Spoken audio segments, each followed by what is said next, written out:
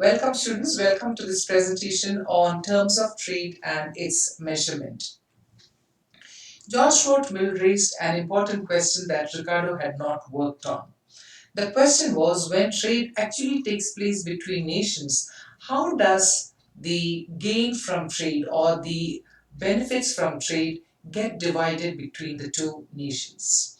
This question resulted in a writing of John Stuart Mill titled Of the Laws of Interchange Between Nations and the Distribution of Gains of Commerce Among the Countries of the Commercial World. This appeared as one of the writings in the Essays of Some Unsettled Questions of Political Economy, which he wrote and published in 1844. Mill introduced this element of demand in this whole concept of trade theory that Ricardo had presented. In Mill's own words, the question now is one of exchange value. That is, for how much of other commodities a given commodity will exchange. We now want to know what the law is which determines the proportion of this exchange. Why does one article exchange for more or less than the other article? This idea was developed by many economists later, as I have always been arguing that the ideas are the ones that gets developed into newer theories, as we have seen in the subject of economics. This expression, terms of trade, was not used by John Stuart Mill. It was coined by the American economist Frank William Taussig. Now, he wrote a book, International Trade, in 1927, though this term seems to have appeared prior to William Taussig.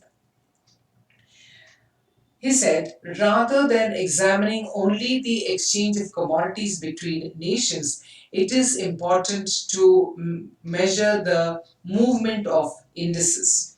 And Jacob Weiner in 1937 later defined terms of trade not as the relative price of two goods, but rather as the relative prices of exports and imports. So now we are seeing how the idea of Ricardo is going to be supplemented with the measurement of the trade that takes place between countries. Let us look at how this trade gains are going to be measured between two countries. So we have two terms here, export and import price indices.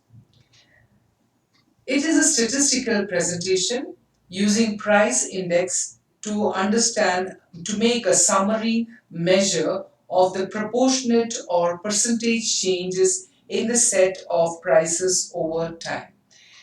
So we have studied index numbers in statistics, and I'm sure that you have studied it elsewhere. So we need to just apply the concept of index number in understanding the terms of trade. So prices of different commodities and services do not change all at one time or of all goods at the same time. So it spreads over time. So we developed two indices. One is called the export price indices and the other is the import price indices. So when we prepare the export price index, it is a measure to measure the changes in the prices of goods and services produced in a country and given to another country. The import price index is a measure of changes in the prices of goods and services provided by other countries into the domestic country. So to calculate this, we need to first find out the index of export prices and then the index of import prices. We need to choose a current base year and choose a base year and the current year prices and compare the movement of prices from the base year to the current year. Now, using a price index, a nation can calculate in terms of trade and analyze the changes to determine whether the trade has become beneficial to them or not, to know whether the importing goods have become relatively cheaper, or the export incomes have become greater than the import that they have to pay for. So these kind of changes are the ones that needs to be measured. So terms of trade, as a terms here, terms of trade is computed as an index number. What I shall do is I shall explain one of the ways of calculating this index number, and the rest can be done by looking into your textbooks. So terms of trade here is measured as index of export prices, that is price of export, divided by the index of import prices multiplied by 100. This is how even the statistics features or Laspier's index numbers you can check out. So terms of trade is Px by Pm into 100. Export, example, export prices rises to 120 and import prices rises to 110. So there is a base here and we are checking out the current year. Let us see with these two numbers.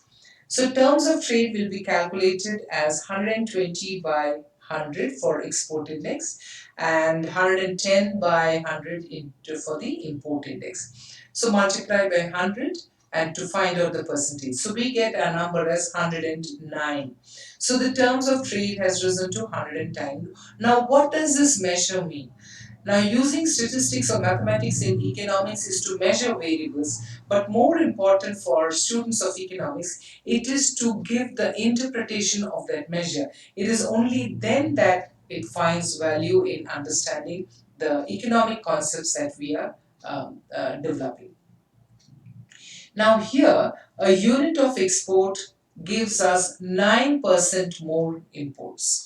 So if a unit of export is giving 9% more of imports than the older situation, that means the terms of trade has benefited this particular country. A fall in the terms of trade will indicate that the trade has been unfavorable to this country. That means it has to pay more for imports than it gains by exports. So, understanding this particular example, we can now just examine what are the different measures that are available to measure terms of trade. About these terms of trade on the critical way of understanding the terms of trade, you will find that no one measure is acceptable to all economists, and there is nothing that is satisfactory available for all of trade economists to apply. Let me give you this numerical example if you would like to understand how this number actually translates itself into trade. Now, in 2016, the index of export prices was 115 and the index of import prices was 98. Using the formula that I just calculated, you get 115 by 98 into 100, which is 117.4.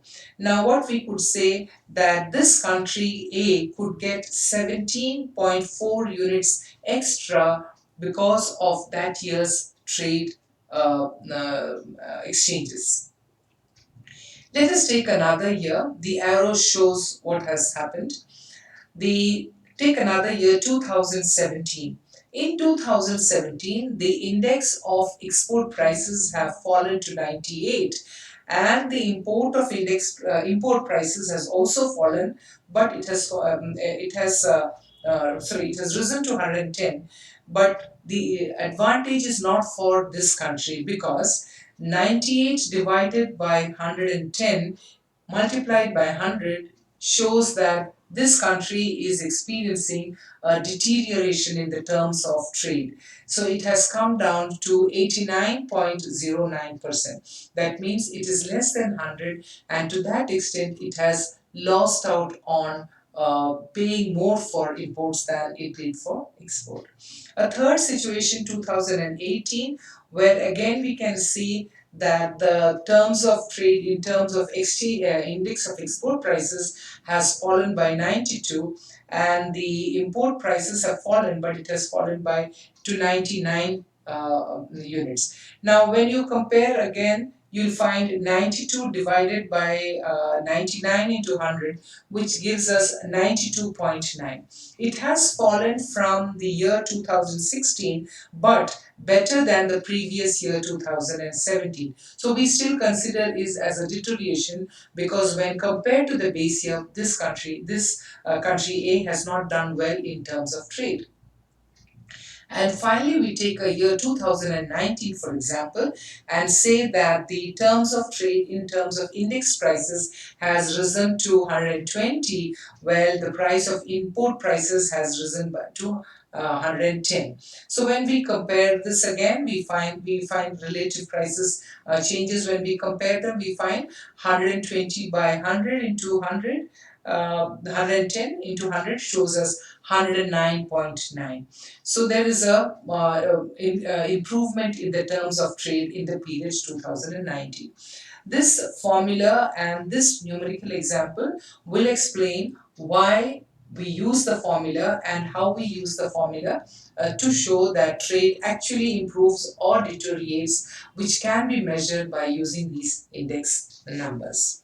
Now let us see what are the different measures that are available in terms of trade. They can be categorized. So we can put them into category A, where the ratio of exchange is between commodities. So the one that I measured, we can call it as the commodity or net terms of trade. In the case of commodity or net terms of trade, the export and import prices of the commodities are taken into consideration during different periods of time. So the important difference from other kinds of terms of trade will be the export and import prices. I'm not deliberately giving the formula, you can check it out elsewhere. Then we have the second kind of gross barter terms of trade, which is written as the ratio between the quantity of a country's import and exports, including remittances during different periods of time. So each of these types of terms of trade has been criticized, and shortcomings have been presented. So once a shortcoming has been presented, a newer method has been developed. That is how you will find that the variables that have been added are different from the previous one. So the second one, the gross barter or net barter terms gross barter terms of trade, includes now not only the quantity, the prices, but here we are including quantity and also including remittances, which was not included earlier. The third is the income terms of trade. Here we look at the capacity of the country to import from another country. That was not taken in the earlier two formulas. And the value of total export should be equal to the value of total imports in the long run. So if the income of the country has improved, then it should be able to pay back for the exports that pay back for the imports that it has made from the export earnings. Now, this shows that the country is having a balance of payments, balance in the balance of payment, which we shall see these concepts later. The second category of terms of trade can be put into the total factor productivity criterion.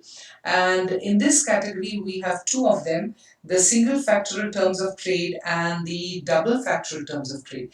In this particular category, we are looking at the productivity of the factors that are used in the production of goods that are exported out of the country. Now, in the first case, we are looking at the productive efficiency in the number of hours that is spent on the production, and it is an index of export productivity only. So, it had looked only at the export productivity, factors used in the production of goods for export. Now, this shortcoming was made up in the next one, which is called the double factor terms of trade, where we not only look at the productivity of the factors of production used for export goods, but the productivity of foreign factors of production used in the country's import. So we study now not only our country and the factors of production and the respective productivity, but we shall also look into the productivity of the factors used in the production of goods by the country from where the goods have been imported. Now, the third category of terms of trade is the real cost of terms of trade. This is based on the utility criterion. Now, when we are talking about utility here, we are first talking about the real cost of terms of trade. That means when we are exporting goods from the country, it requires some kind of disutility. Now, what kind of disutility? It could be the pain, it could be the sacrifice, it could be the irksomeness, or it could be the displeasure that is involved in the production of goods for selling these goods to other countries. So these are of the this is depending upon the earlier one on single factoral terms of trade, because we are only looking at the export of the goods. So when goods are to be exported from the country, the people, the resources that are used in the production of their goods do experience some kind of a discomfort. So that is what is to be measured in terms of the utility, or what we call as real cost in the terms of trade. The next one is called the utility terms of trade. This is the measure of the relative utility of imports and domestic commodities that has to be foregone for producing goods to export from the country.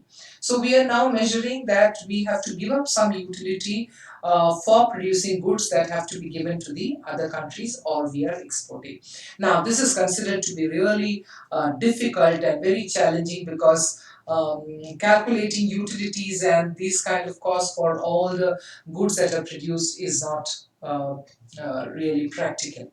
But what I have tried to do that is to categorize these different trade terms of trade formulas into three categories, and at least show to you that there are different criterions based on these, on which these trade criterions are developed, and the reasons why they were developed. One, ignoring an element; a second, developing that element and adding that, to be followed by another, yet looking into another issue that might have been overlooked by the earlier.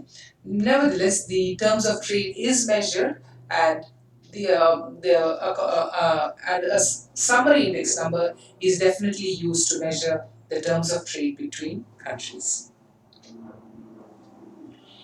So now when we look at terms of trade, we are looking at four elements here.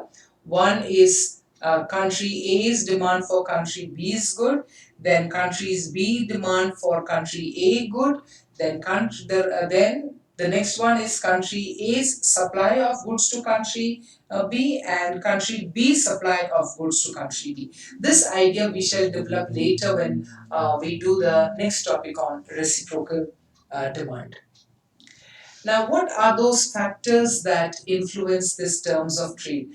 There are a plethora of factors that are involved in affecting the terms of trade. I have just listed a few of them, and they could be many depending upon the situation that the countries would like to examine.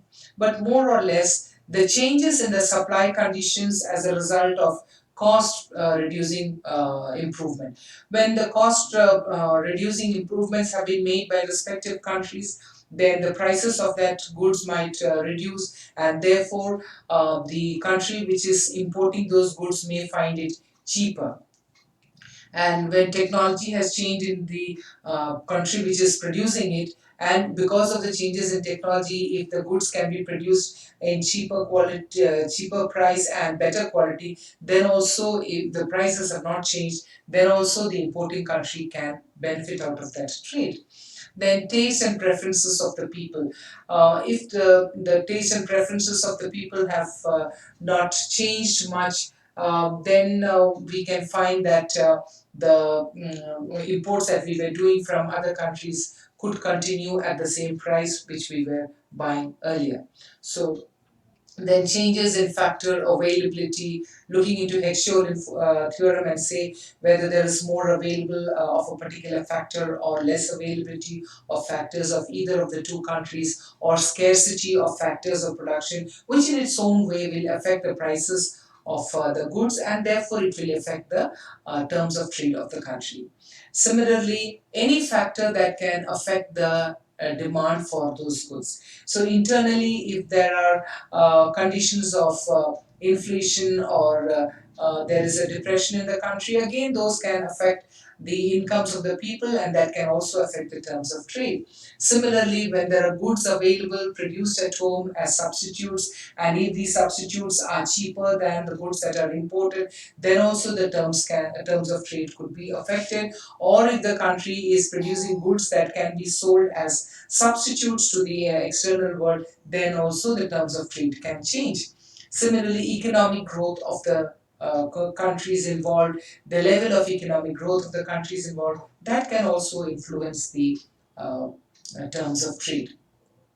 Size of the population, therefore the factor affecting demand, then changes in the currency value, which we shall look into it later. So the changes in the currency value can also influence the terms of trade, as much as if a country imposes tariff or reduces tariff, then also it will influence the terms of trade, and the balance of payment position of a country can also affect terms of trade. So these are the multiple factors that affect the terms of trade, and besides all of this, we shall look into one topic in greater detail in the next one, which is the reciprocal demand. Like all topics, looking at it critically, what does this terms of trade really mean?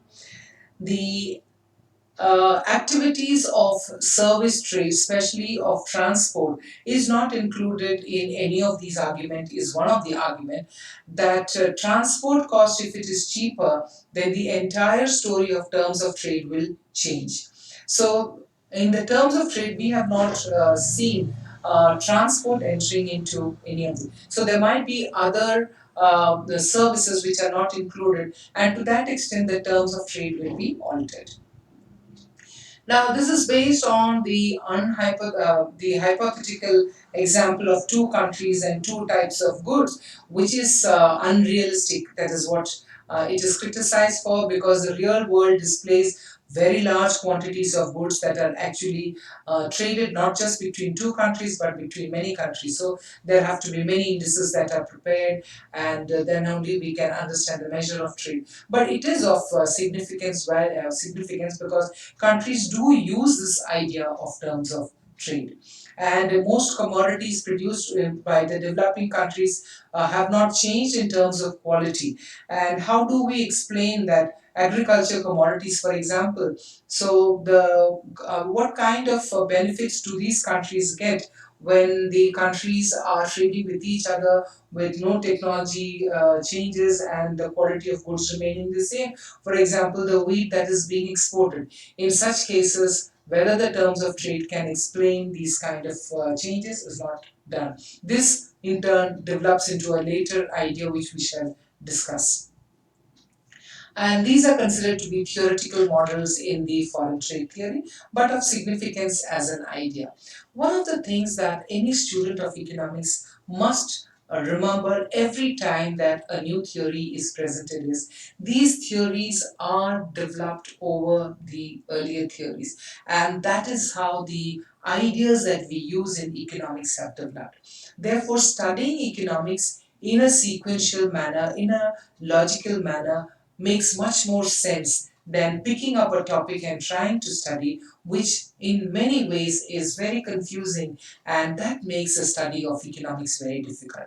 So, to make things easy for learning the subject, it is important that we follow a sequence of study where we are able to logically argue why one set of ideas was inadequate and a new set of ideas have developed, and how new tools of measurements have developed over time.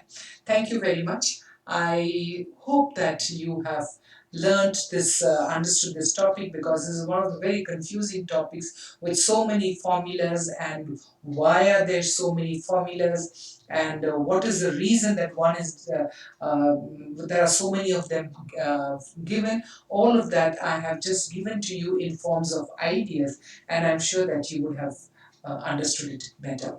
Please do like this button, watch the other videos of my channel, and also share it with your friends, and subscribe to this channel in case you have not yet subscribed. Thank you very much.